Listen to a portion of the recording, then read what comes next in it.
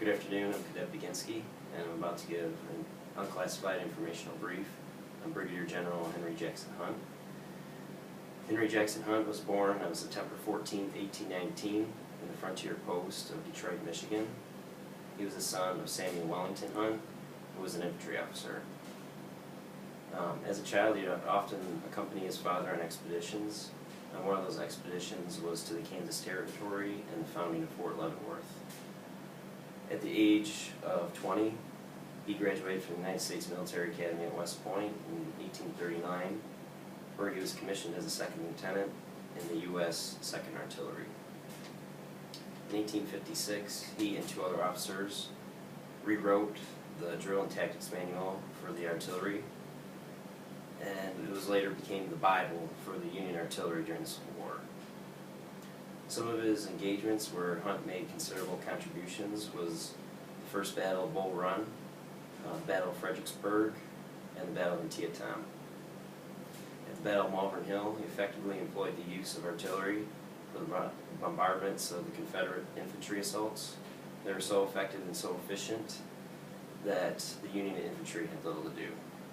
Most notably, however, was his contributions during the Battle of Gettysburg, where he was Chief of Artillery for the Army of the Potomac. Major General George Meade liked Hunt more than Hooker, and so he gave large control in the use of artillery and the emplacement of them as well. His handling of the artillery was very conspicuous in the repulsive Pickett's Charge. His masterful analysis of terrain and placement of batteries along the ridge gave the Union a decisive advantage and eventual success on the second day of the battle.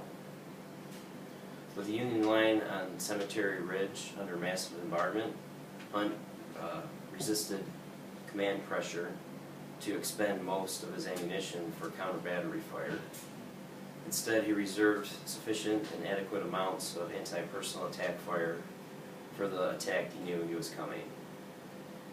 His orders to cease fire on the third day fooled the Confederates into thinking that his batteries were totally destroyed and triggered the disastrous Pickett's Charge. His emplacement of batteries on the north side of Little Round Top caused massive casualties to the Confederate infantry. His domain knowledge, in retrospect, gave the Union a decisive advantage in the battle. Without his domain knowledge, the battle could have gone totally different, and it might have favored the Confederate side.